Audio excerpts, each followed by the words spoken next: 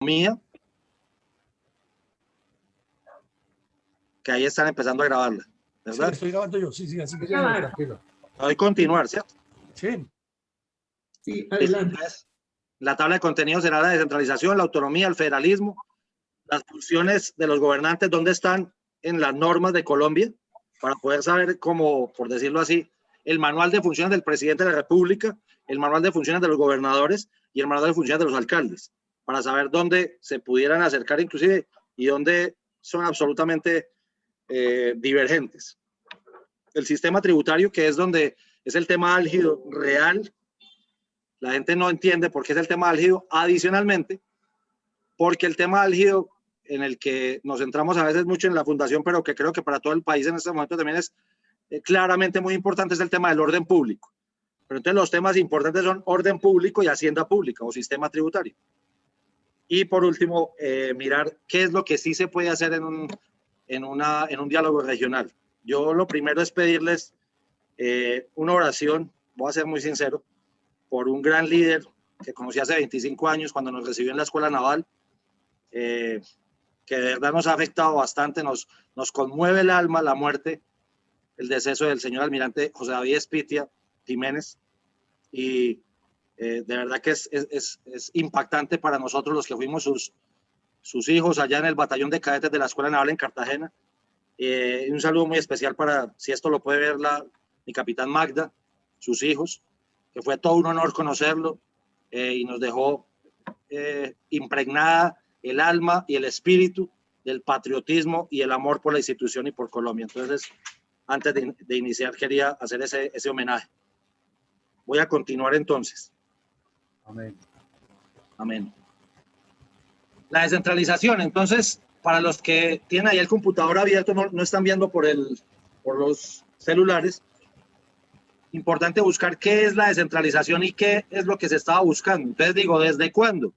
Desde el artículo 1 de la Constitución Política del 91. ¿Y por qué el 91? Porque efectivamente en la Constitución de 1886 no existía la claridad o el objetivo, como hoy está en el artículo 1 de la Constitución del 4 de julio del 91, próximo a cumplir 30 años, en que este Estado debía ser descentralizado. ¿Y por qué debía ser descentralizado? Porque efectivamente el constituyente del 91, esas 70 personas que se reunieron allá en el Gonzalo Jiménez de Quesada, entendieron de cierta forma, no sé, que había un país lleno de países adentro. Que yo no puedo comparar la sociología del paisa con la sociología del boyacense, ni con la del nariñense, pero tampoco con la del costeño. Y que esas diferenciaciones, que ahí le agradezco mucho a lo que ha estado haciendo Micael Villamarín durante tanto tiempo, como esta escuela de cuadros, a la que yo le digo a esto una escuela de cuadros, que es empezar a entender, por ejemplo, esa diferenciación entre país, república, nación.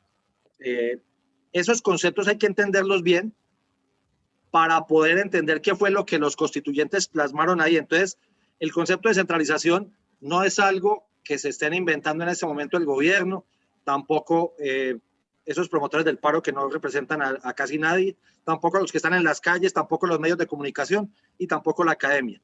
Es un concepto que está plasmado desde el artículo 1 del 91. ¿Dónde quedó? Ahí precisamente en el artículo 1.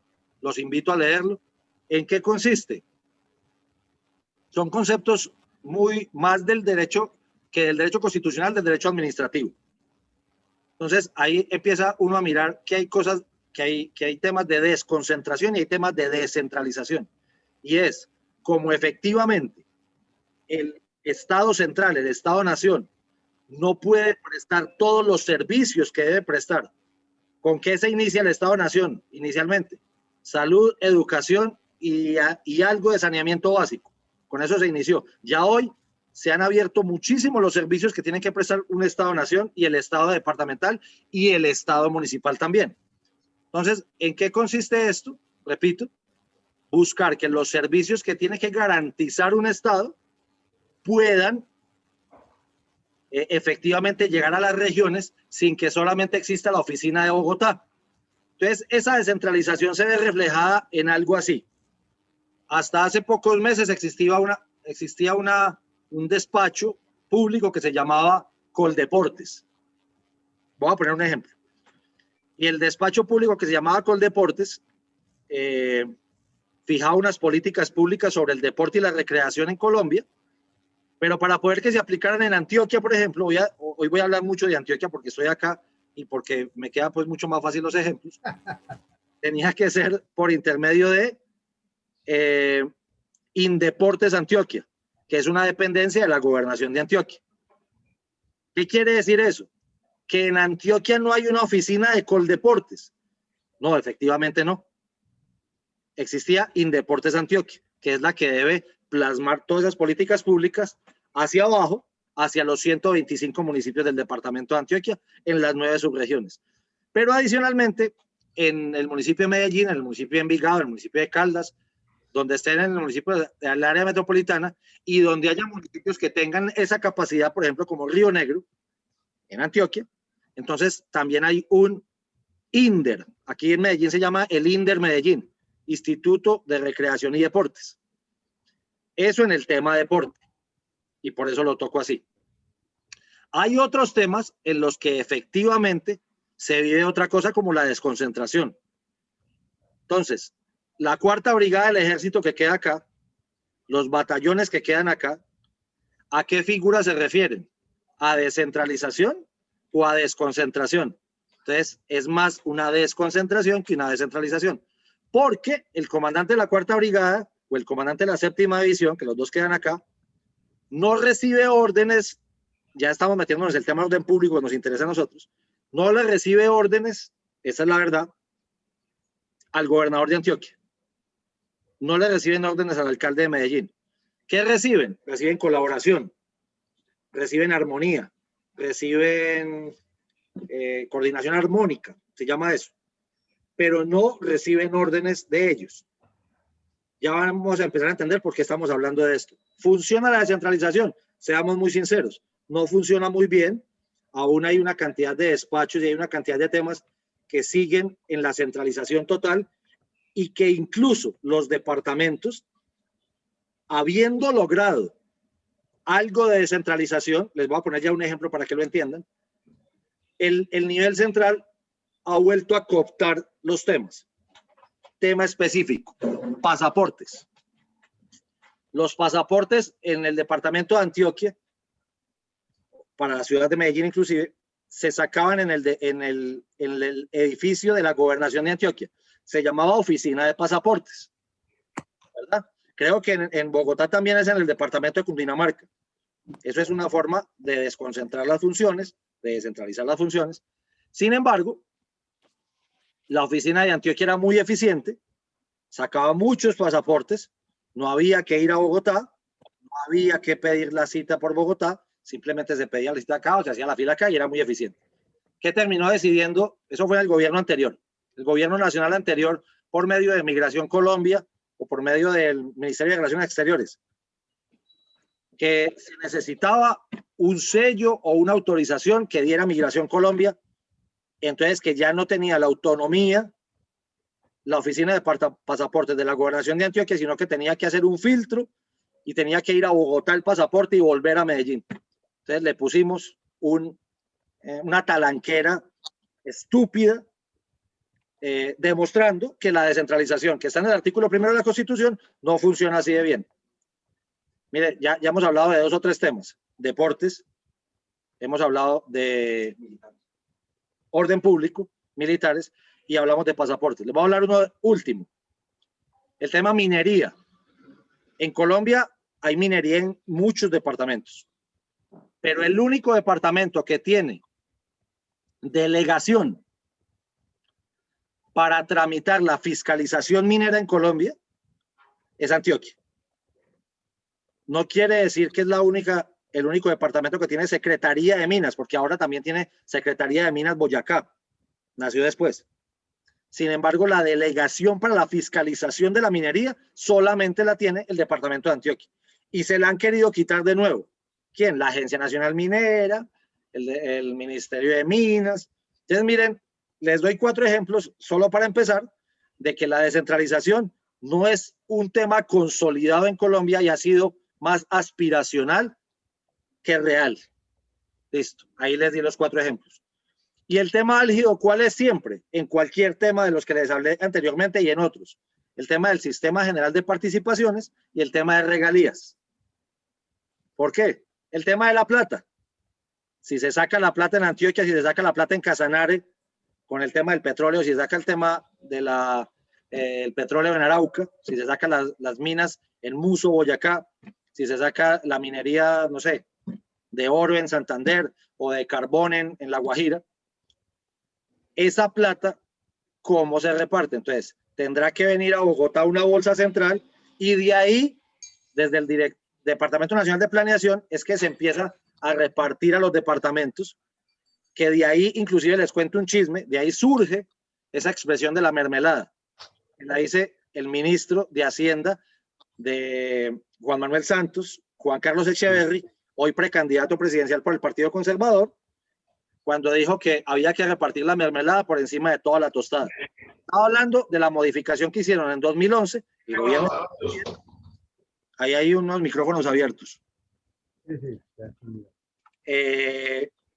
sobre el tema del Sistema General de Participaciones. Les voy a poner un solo ejemplo. ¿Será justo, y dejo la pregunta abierta, será justo que si yo desde Antioquia, en mis suelos, produzco 100 pesos, los envío a Bogotá, a Antioquia solamente se le retornen 15 pesos de esos 100 que yo envié? Yo no voy a responder la pregunta, pero la voy a dejar ahí abierta. Eso es para que empiecen a entender el tema de los diálogos regionales, que es hacia donde vamos a avanzar. Autonomía, ese es otro tema totalmente distinto, aunque también lo menciona la Constitución de Colombia, pero nosotros no somos un país de autonomías. Quien lo menciona también el artículo 1, pero la autonomía es un tema incluso más trascendental que la descentralización. ¿Dónde operan las autonomías? Entonces, los que han ido a España, por ejemplo, después de la Constitución de 1978, cuando muere Franco, ¿cierto? Y vuelve la democracia, ellos arman una constitución y tienen 9 regiones autonómicas. Una de ellas es la Comunidad de Madrid.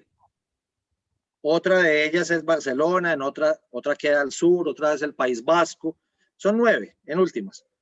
Y de ahí surge las dificultades que tienen ellos con Batasuna, con la cantidad de grupos separatistas que están allá en el norte y un poquito cercanos a Francia.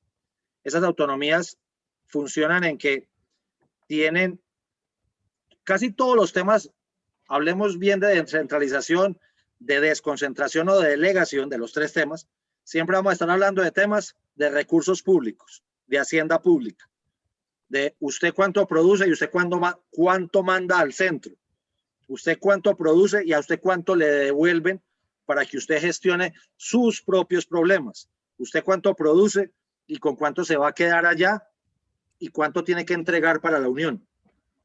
Entonces, así más o menos funcionan las autonomías en España.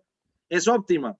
No sé, no podría opinar bien o mal al respecto. Yo siento que esa es una de las razones que tienen en este momento los problemas políticos tan difíciles que afronta en este momento el reino de España, porque es un reino, y que en últimas, ¿por qué es un reino? Porque en la Constitución lo que queda designado es, y cuando haya muchos problemas entre una autonomía y otra, o entre varias autonomías, como efectivamente pasa, simplemente se disolverá el gobierno, dice la Constitución del 78 de España, se disuelve el gobierno y el rey representa la unidad del reino de España. España tiene unas condiciones un poco más difíciles, incluso que las nuestras. El que estudie la historia española, saben que estuvieron los moros allá, tuvieron el califato de Córdoba en el sur de la península. Entonces ellos son una cantidad de países y visiones. Castilla y León, que fue la que nos conquistó a nosotros, no fue España, fue Castilla y León. Entonces, será importante y queda la invitación abierta.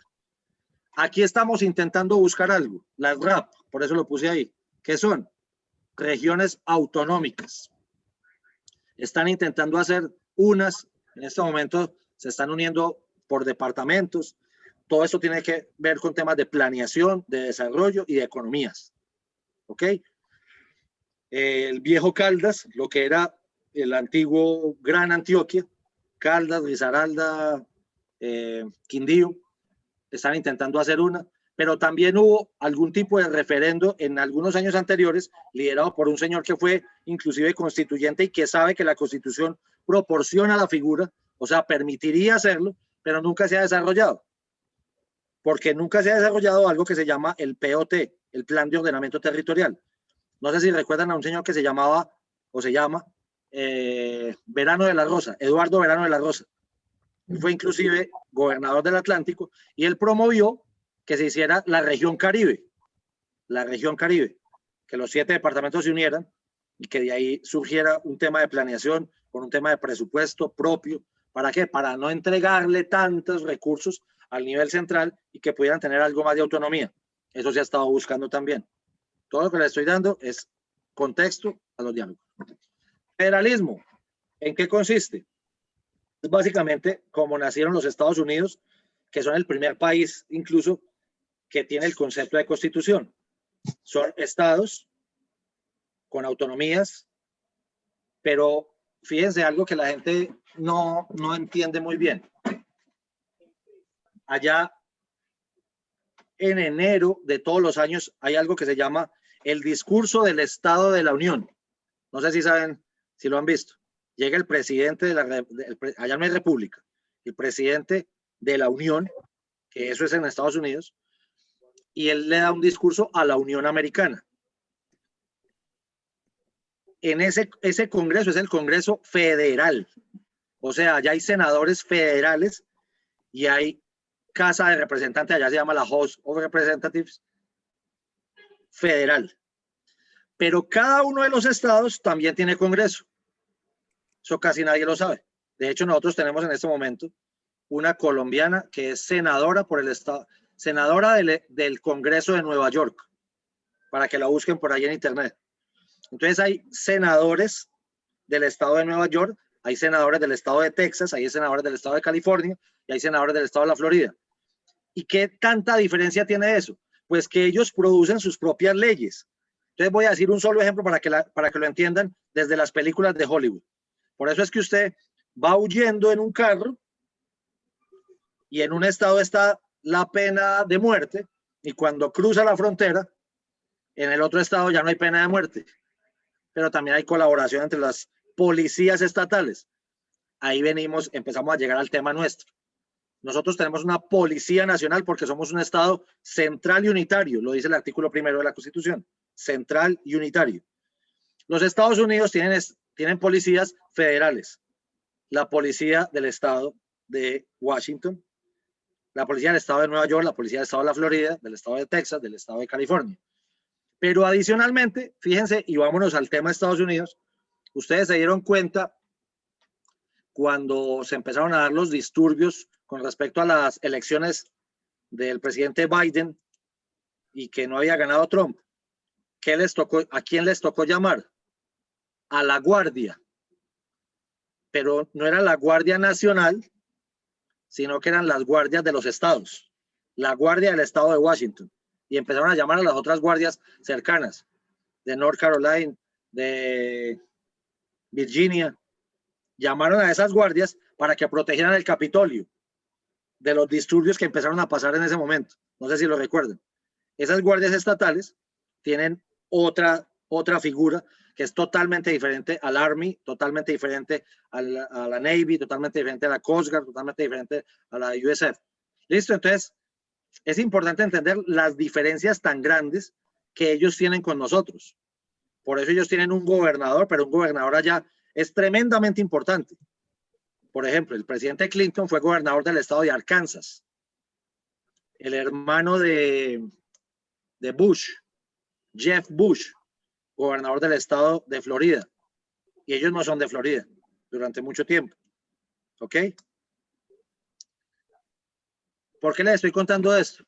Porque los gobernadores y las gobernaciones en Colombia, después de la Constitución del 91, perdieron muchísima fuerza. Hoy los gobernadores no tienen tanta fuerza. Les cuento el estado, les cuento el caso Antioquia.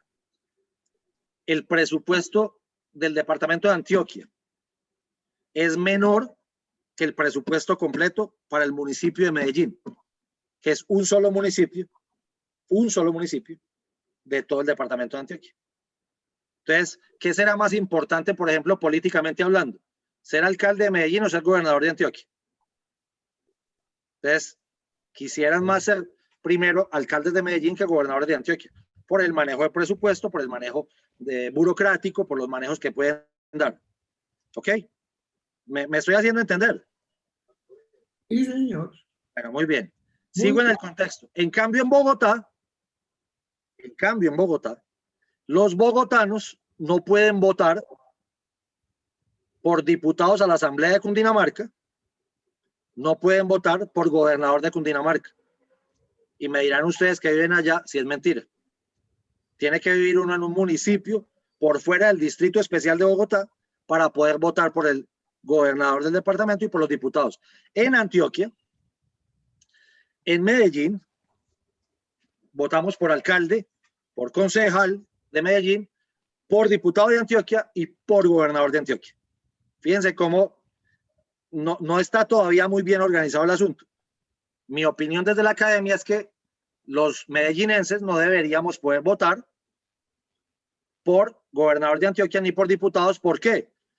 Porque los votos que buscan los diputados entonces y el gobernador se concentran en los 10 municipios del área metropolitana y subregiones tan tristemente pobres y alejadas como el nordeste, Vegachí, no sé, los municipios que quedan al lado del Chocó, Murindó, allá nunca van a ir a buscar votos y no les importan porque pues allá los votos que ponen son muy poquitos, entonces no les van a interesar para ser diputado ni gobernador, lo que significa que allá no va a llegar el desarrollo porque donde no hay votos entonces no se lleva el desarrollo, tristemente. Miren cómo les estoy contando el tema del federalismo. ¿Dónde funciona en Latinoamérica? En México. México también se llama los Estados Unidos Mexicanos. Es un estado federal, por eso tienen más de 300 policías estatales y municipales. Por eso también existe el federalismo en Argentina, es una constitución federal. Brasil también es federal. Nosotros seguimos con el centralismo. No voy a decir que es mejor o que es peor, pero simplemente lo dejo ahí. Estado versus estados. Entonces empieza la lucha por, sobre todo, para que lo volvamos a entender, los presupuestos y el orden público, que es el tema que nos interesa a nosotros. Ejemplos de países ya los di. Voy a avanzar. Explico el sistema tributario.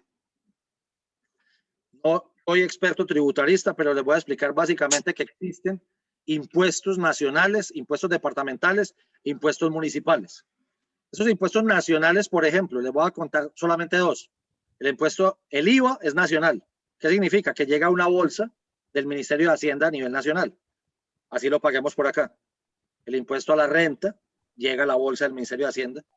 El impuesto al patrimonio llega. En 2002, cuando se estuvo el tema de orden público y el gobierno de Álvaro Uribe llegó a recaudar, impuso un impuesto nacional. Pero esos no son los únicos impuestos que llegan a las bolsas de la hacienda pública.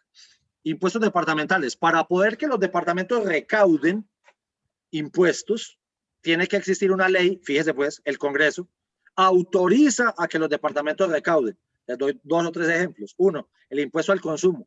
Cada que usted se toma una cervecita, está pagando, o un aguardiente, está pagando una cosa que se llama el impoconsumo. Ese impuesto llega a la bolsa de la Secretaría de Hacienda Departamental. Por eso, varios departamentos tienen licoreras. No sé si se han dado cuenta. Y el monopolio rentístico de las licoreras, entonces llega ahí. Y por eso defienden el que se consuma el licor producido en esa tierra y no entren licores de otra parte. Por ejemplo, nosotros para podernos tomar en Medellín un ron viejo de Caldas, tenemos que hacer un convenio con el departamento de Caldas. Y ellos pagarán un impuesto más bajito acá y nosotros pagaremos un impuesto más bajito allá por venderles el ron Medellín o el aguardiente antioqueño. Otro impuesto, cada que hay una compraventa sobre inmuebles, o sea, sobre un apartamento, sobre una finca, sobre una tierra, ese impuesto de registro se le paga a los departamentos también. Eso existe, las direcciones de rentas departamentales. El impuesto, ese ya está muy desueto, pero los que sean ganaderos saben, el impuesto del degüello. El degüello se le paga a los departamentos. por cada semoyente sacrificado se paga. Ahora bien, ¿quién lo controla? Los municipios por medio de los mataderos. Una cosa es quién lo controla, otra quién lo recauda. ¿Listo? Ahí les dije 2 o 3 impuestos departamentales. Impuestos municipales. Les voy a dar 2 básicos, muy básicos, que son los con los que se sostienen verdaderamente los municipios. Impuesto de industria y comercio, o sea, ¿quién? Los comerciantes. Y el impuesto de predial. Los prediales, uno no se los paga a la nación, no se los paga a los departamentos, uno el predial se lo paga al municipio donde esté el bien. ¿Estamos entendiendo hasta ahí? Estamos al lado de ¿Estamos entendiendo hasta ahí? Sí, correcto. ¿Está quedando claro? ¿Creen importante por qué tenemos que explicar esto primero?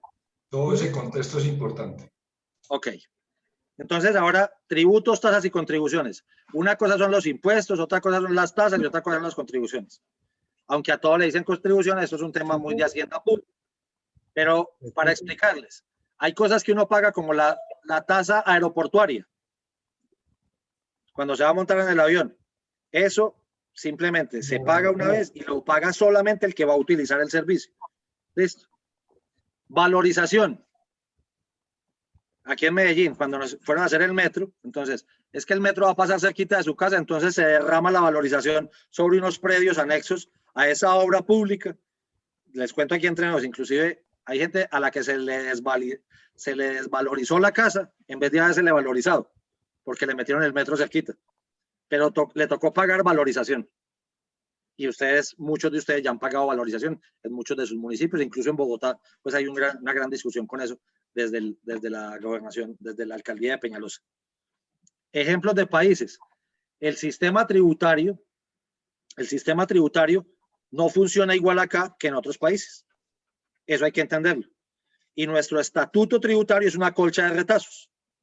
Y ese estatuto tributario, que fue el que supuestamente nos llevó al paro, es una cosa tremendamente mal hecha, que por eso es que siempre tiene que hacer una reforma cada que llega un presidente, porque eso viene mal diseñado desde el decreto 111 del año 96, el que lo quiera buscar, y empiezan después las leyes a modificar y modificar y modificar, porque eso quedó mal hecho desde el principio. Y por eso es que lo que siempre hemos pedido es una reforma estructural, o sea, una reforma tributaria, pero estructural. No los pañitos de agua tibia que se vienen haciendo para ir tapando los huecos que van surgiendo, y mucho más cuando todos los huecos que le dejó el gobierno anterior a este gobierno.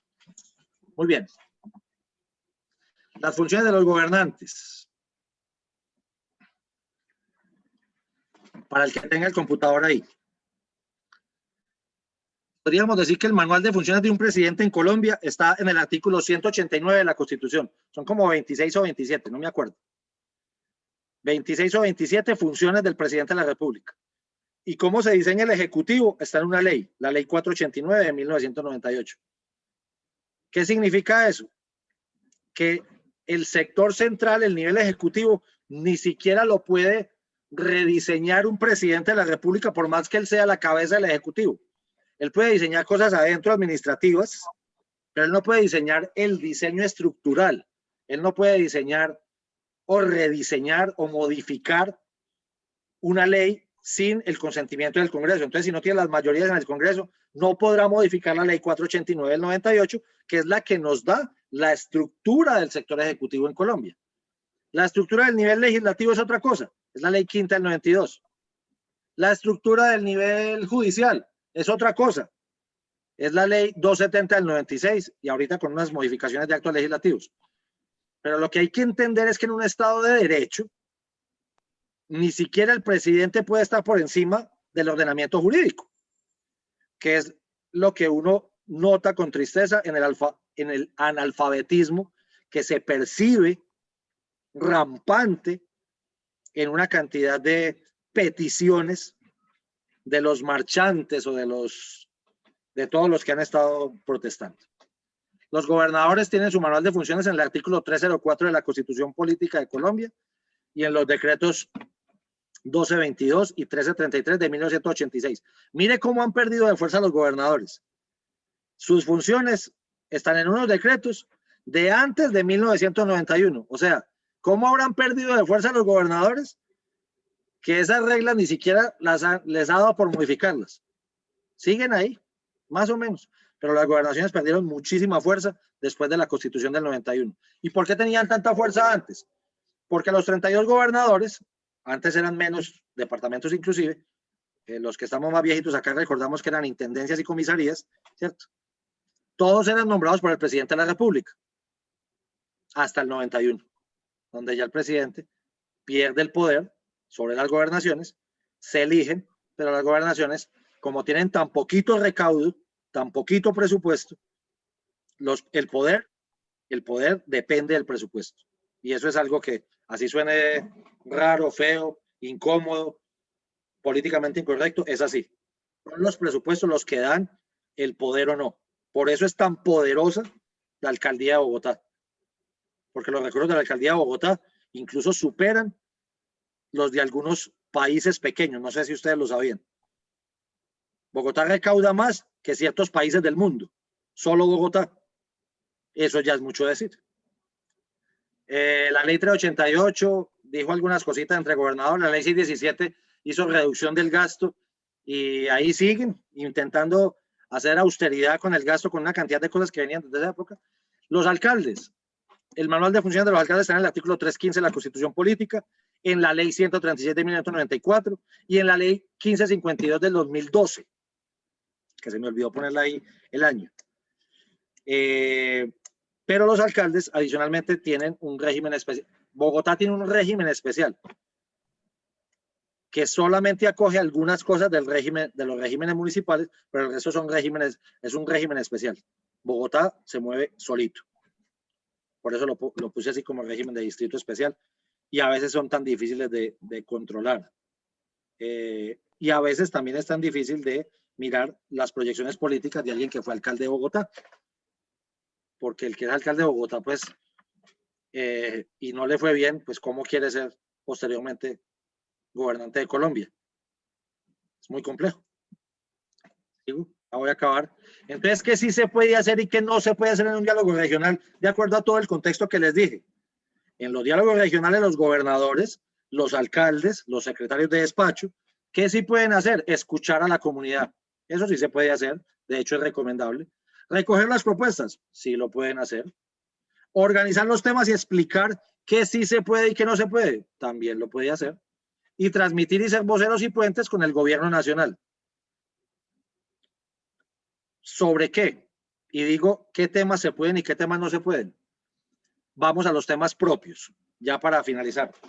Un gobernador no puede decir, yo voy a desmontar el ESMAD. No lo puede decir. Un alcalde no puede decir, un alcalde en Medellín, por ejemplo, no puede decir, yo voy a sacar el comando de la 4ª Brigada del barrio Estadio donde está. No lo puede hacer.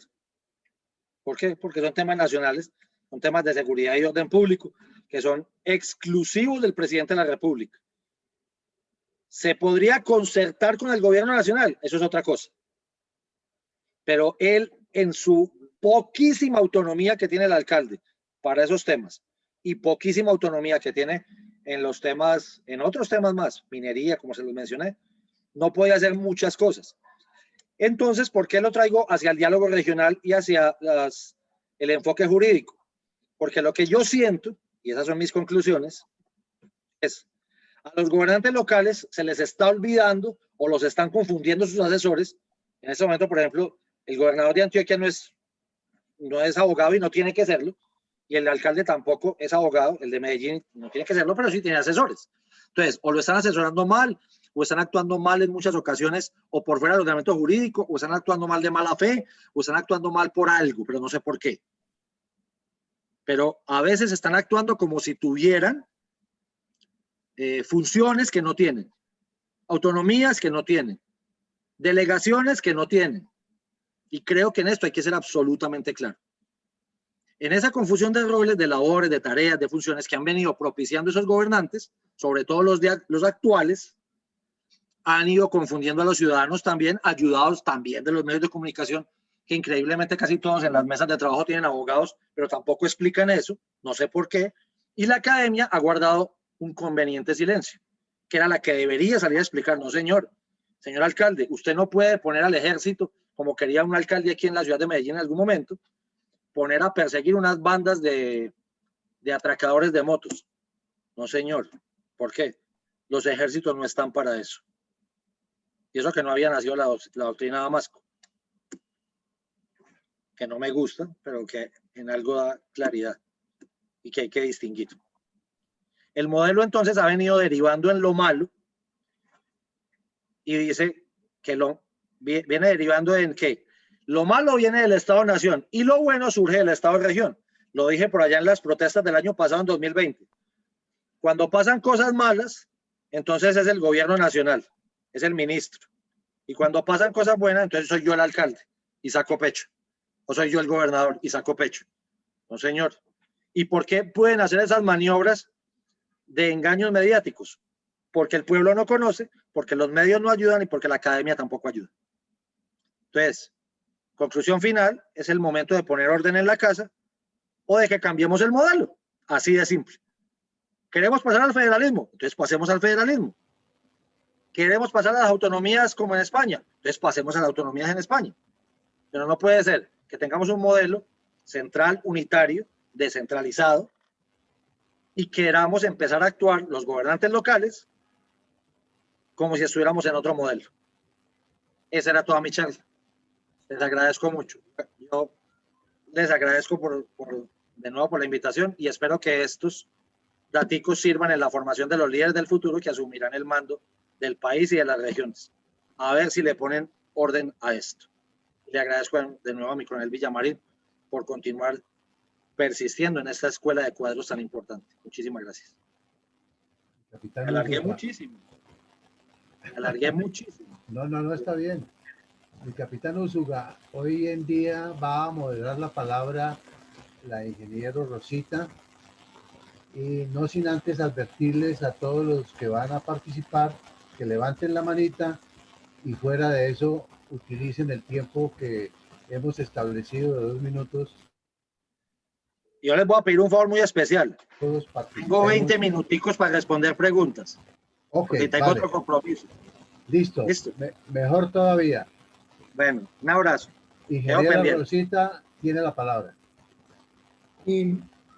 No sé si estoy habilitada. ¿Me miras? Sí, señora, está habilitada. Adelante. Vamos a mirar qué manitos levantadas hay. Y sin embargo, yo con el permiso de todos voy a hacer la primera pregunta. Andrés, es que a diario se sufre la mala interpretación de tantísimas normas que hay de nivel nacional, departamental, municipal, distrital, etcétera, etcétera. Yo las he sufrido y he tenido que entablar unas discusiones que he ganado y sin embargo los abogados siempre tapan el asunto. Aquí Yo a veces siento que también se hacen los de las gafas y que sí entienden, pero se hacen los de las gafas convenientemente. ¿A quién corresponde, Andrés, arreglar todo ese montón de cosas mal redactadas por equivocación, por mala intención, por lo que sea? ¿A quién corresponde? Yo creo, ingeniera, que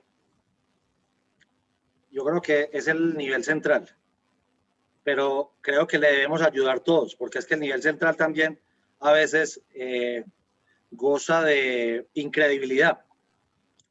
Entonces, si no le ayudamos todos a explicar dónde están las normas, dónde están las jerarquías, dónde está el papel de cada uno de los roles de los funcionarios públicos, yo creo que es muy difícil para él solo. Pero esa pedagogía debería estarse haciendo todo el tiempo.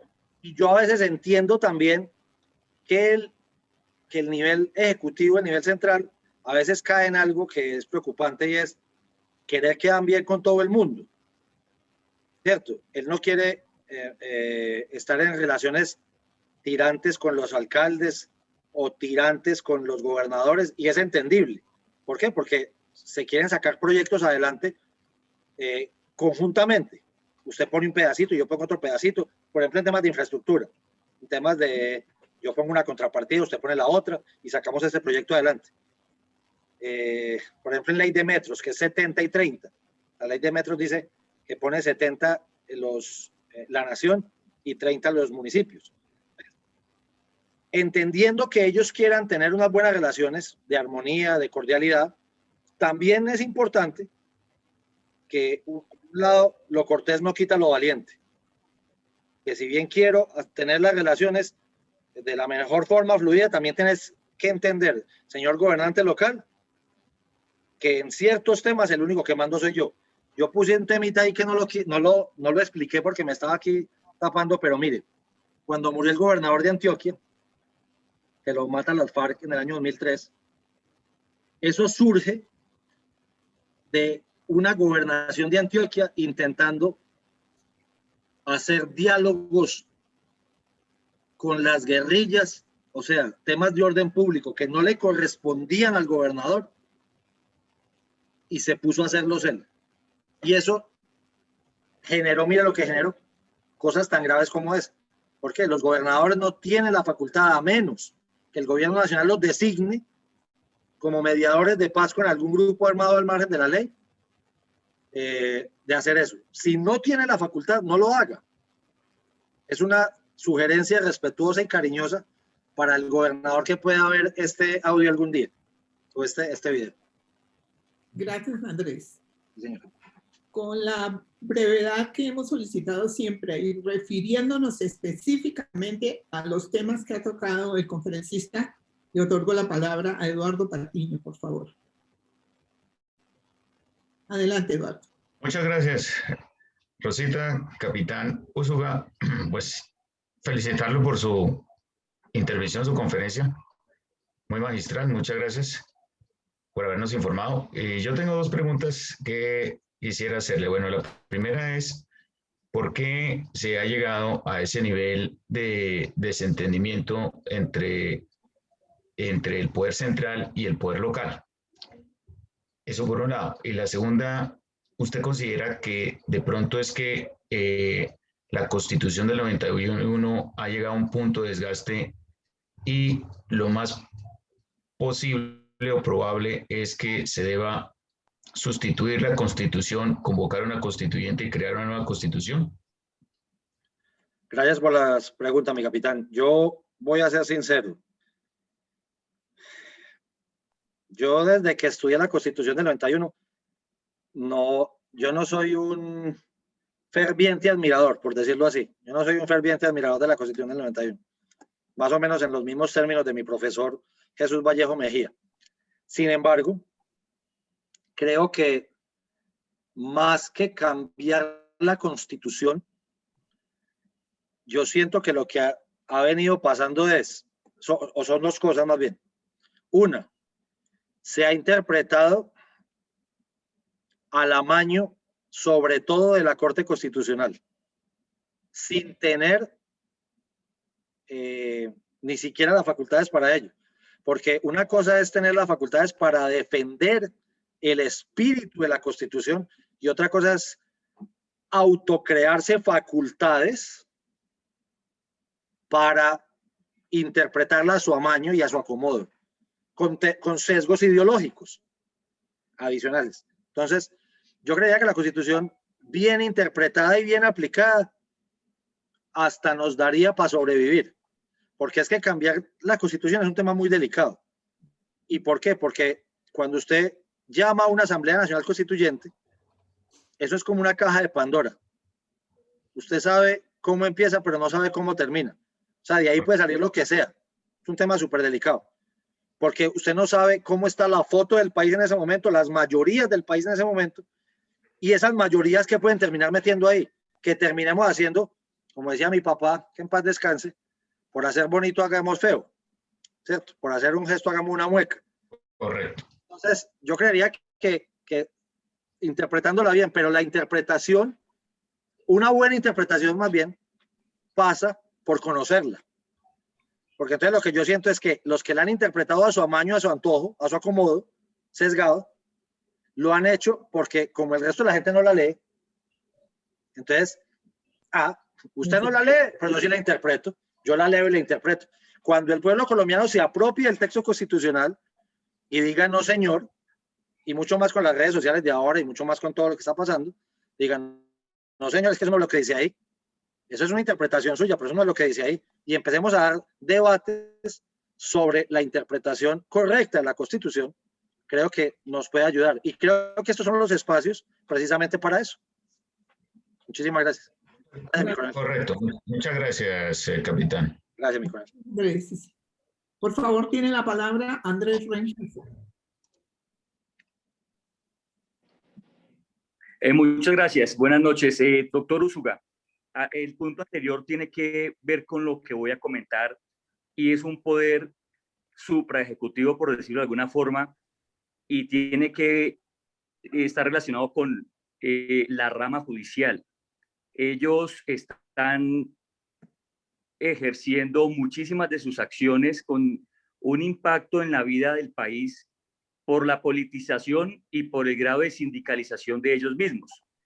Bien mencionan ustedes que la Constitución Nacional y las leyes plantean una hoja de ruta para todos los asociados que somos nosotros los ciudadanos, incluso para aquellos extranjeros que vienen a vivir dentro de nuestro territorio. Entonces aquí esa famosísima teoría de los pesos y los contrapesos pues se cae. Y ustedes se dan cuenta cómo en sus sentencias ellos dicen cuánta plata hay que pagar por una cirugía, qué puede y qué no puede hacer un presidente, incluso cuando el presidente Duque se manifestó con su libertad de culto al manifestarse sobre la Virgencita de Chiquinquirá. Entonces ahora él lo amarra de las manos, le pone un esparadrapo en la boca y le dice no puede referirse en nada a lo que tenga que ver con sus expresiones religiosas porque este es un país laico. Violan los derechos de un presidente de la República. O sea que hay una flagrante extralimitación en las funciones de la rama jurisdiccional, sin ir más allá. Entonces, prácticamente que podemos darnos cuenta de que las altas cortes, los tribunales y los juzgados, a través de sus sentencias, están dando golpes de Estado, así sea a nivel nacional o en el nivel departamental o en el nivel local. O sea, esta injerencia indebida de la rama judicial nos hace desafortunadamente que nosotros tengamos muchísimos retrocesos y pues obviamente sabemos que esta rama está en manos de los enemigos del país y puede tomar decisiones que se conocen en la guerra judicial, que han generado impunidad, que han enviado a la cárcel a muchísimos civiles y militares que han ejercido su función de forma patriótica y apegada a la ley, pero aún así esta es un arma de guerra que están utilizando en Colombia. Así que, por favor, considero, yo no sé si usted a sí mismo también lo considere, que la rama judicial está ejerciendo en su extralimitación de funciones unas acciones que van en contra de lo que tiene que ver con la vida política del país. Muchas gracias.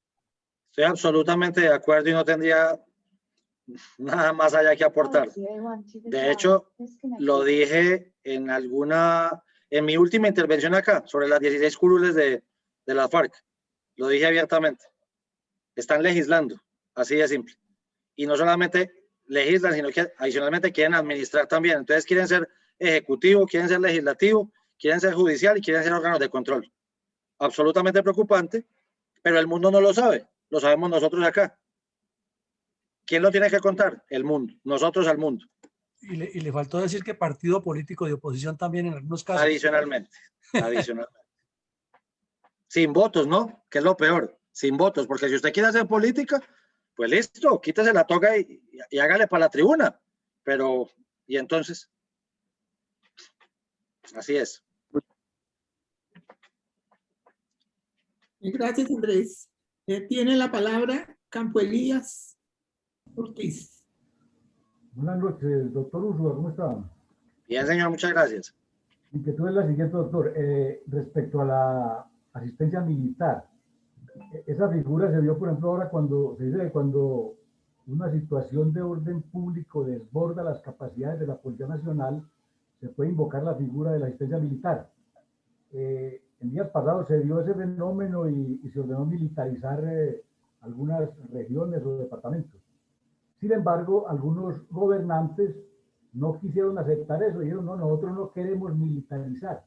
Entonces se presenta como una colisión de competencias. ¿Cómo se resuelve eso ahí?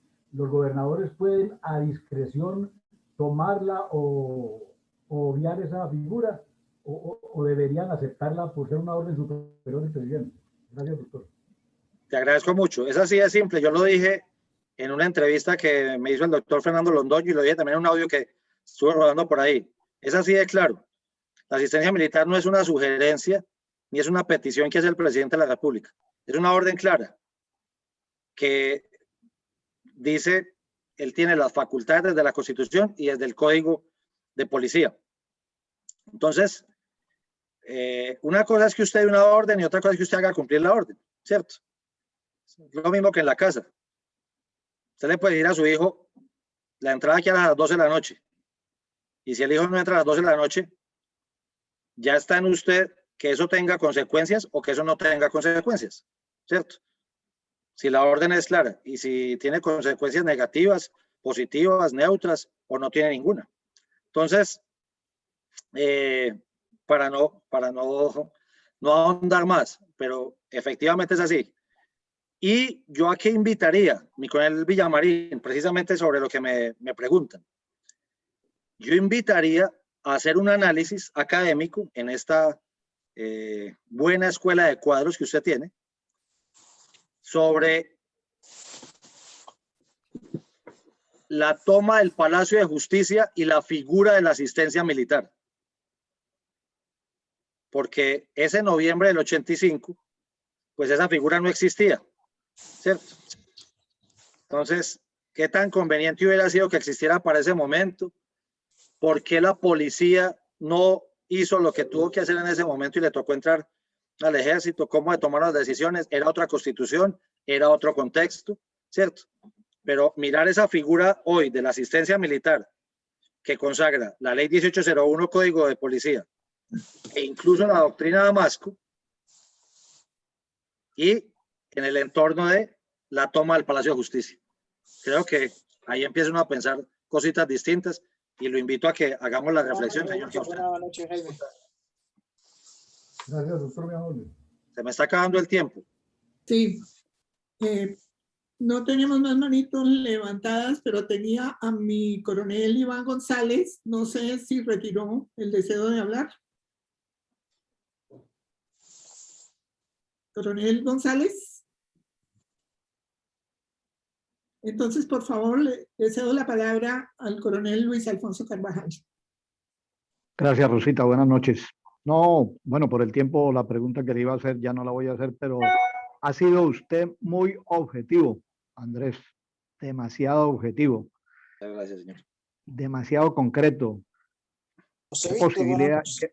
¿Qué posibilidad fuese de que se hiciese por parte del Ministerio de Educación, se ordenase como una clase para todas las universidades, para todos los colegios, sobre lo que usted acaba de expresar? De pronto, si esto se conociese, este proceso del paro hubiese sido diferente, porque es que todo se le ha cargado es al presidente de la República. Y veo con su clase cómo los gobernadores y alcaldes no han hecho el esfuerzo que por ley les correspondía. Gracias, Andrés. Muchas gracias, mi coronel. Sí, efectivamente, yo pensaría que eso debería ser una de las premisas del Ministerio de Educación.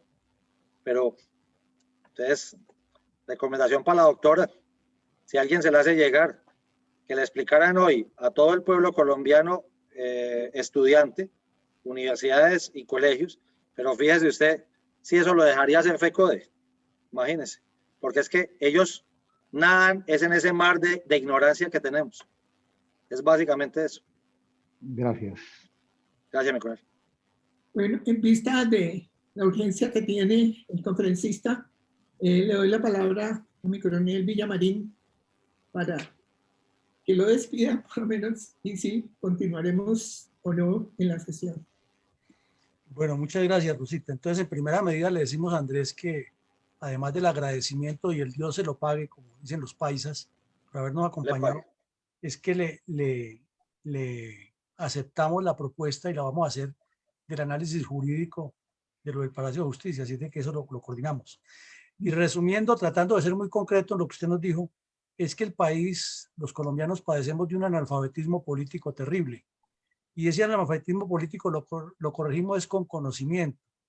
Nosotros hemos dicho ya varias veces aquí en este escenario académico que si se llega, como lo queremos, a formar el partido político, una de las tareas que llevamos inmersas es que toca poner una ley de la República en que todas las carreras profesionales, y todas son todas, así sea zootecnólogo, sea ingeniero de sistemas, sea programador, tiene que estudiar la estructura del Estado y el funcionamiento de nuestra carta política y la organización del Estado, cómo funciona. Si un ciudadano conoce eso, tendríamos un país mucho más organizado y los estudiantes no saldrían a hacerle caso a Petro y a los bandidos de la izquierda a destruir el país con el argumento que toca darles casa, carro y beca. En segunda medida, decirles que hay la necesidad de multiplicar este tipo de información como la que nos da Andrés hoy. El video queda en las redes para que muchas personas lo conozcan, lo difundan y lo escuchen, lo analicen, porque es esa falta de información la que conduce a que las leyes se malinterpreten, a que aparezca cualquier guasón que se hizo alcalde o se hizo funcionario de alto nivel en una región o en un municipio y piensa que ya tiene poderes supranacionales, supraconstitucionales y que puede decidir por los demás. Y sale y dice, como la alcaldesa de Bogotá, que es ridículo lo que dice, es que yo mientras sea alcalde de Bogotá no voy a permitir que se militarice la ciudad. Si el presidente toma la decisión y ordena la asistencia militar, ahí no hay nada que hacerle, tiene que cumplirlo ella. Pero resulta que es esa arrogancia, esa agresividad y esa tendencia al caudillito de vereda, al que se cree dueño de cada pedacito y cree que por encima de él no pasa absolutamente ninguna ley, y eso es simplemente ignorancia. Y en el caso específico de nosotros, en las reservas y los colombianos que queremos hacer política, también nos pasa eso. Y no queremos entender que la política es una construcción, es un constructo, y lo queremos hacer es de manera caudillista y de una visión de que aquí aparece el que nos va a salvar un Mesías, y resulta que la solución debe ser de equipo, integral y acorde con las leyes y dentro del criterio que muy claro lo mencionó Andrés al comienzo de la charla, la gobernanza. Así es, Andrés, que muchísimas gracias nuevamente.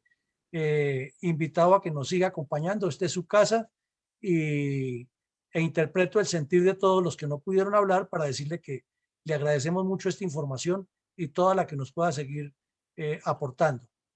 Agradecerle también a Café Don Manolo que nos permite estos espacios, invitarlos el lunes que continuamos a las 6 de la tarde con nuestro trabajo del proyecto político. El martes tendremos nuevamente al instructor del tema de geopolítica del petróleo y la energía. El miércoles tenemos otros conferencistas ya confirmados y seguiremos creciendo en este conocimiento de la formación académica y la formación política como estadistas y como estrategas. Mil gracias de nuevo, Andrés. Muchas gracias a todos ustedes. Dios les pague. Un abrazo. Es una solicitud muy especial. Sí, ¿La conferencia la tienes escrita o solamente las ayudas? Solamente las ayudas. La tengo aquí. Bueno, ¿das permiso de transcribir tomando la conferencia que está grabada? Sí, señora, no hay ningún problema. Es que es pública. Cuando uno se somete aquí, y eso queda en YouTube, eso es público, eso es para todo el mundo. Sí, pero de todas maneras, por cortesía, tenemos que pedir permiso al autor. Con todo gusto, con todo gusto. Me parece que como mínimo, todo esto que has dicho debe llegarle a gobernadores y alcaldes, como mínimo. Así es. Así bueno, es. Mil gracias, Andrés. Bueno, señora. Hasta luego. Un abrazo. Dios los bendiga. Capitán Úsuga. Luego, Andrés, muchas gracias. Bueno, pues ya terminamos. Ahí está mi coronel Carrascal, nuevamente se pudo conectar, que tenía problemas allá de tormenta eléctrica. Entonces, no, mi coronel, hoy no era tormenta, sino el computador atormentado. Bueno, pues entonces, Microsoft. Ahí tiene usted la palabra ahora para que modere con los que quieran seguir participando y los que no, pues ya muchísimas gracias. Bueno, yo quisiera... Oiga, mi coronel, una sugerencia para ese análisis jurídico me parece, mi coronel, que debía ser muy periódico. Yo pensaría que casi que ponerle cierta frecuencia, porque son tantos los temas en este orden jurídico y constitucional, que yo creo que ojalá podamos, ojalá Andrés nos copie en eso y en esa academia permanente tengamos siempre la posibilidad de escucharlo, porque son clases muy interesantes todas que pues, creo que hay que tomar bastante nota y aprender mucho. Sí. Mi coronel Carrascal, yo quedaron muchas preguntas aquí de algunas personas. yo creo que se las podemos enviar a mi capitán Usuga para que nos las responda. Claro que sí, se las pasamos. Mi coronel Villamarín, usted tiene el host, me hace el favor y para la transmisión en el Facebook Live, por favor. Un saludo especial a todos los de Facebook Live y parar ahí la transmisión en el live, por favor. Ya.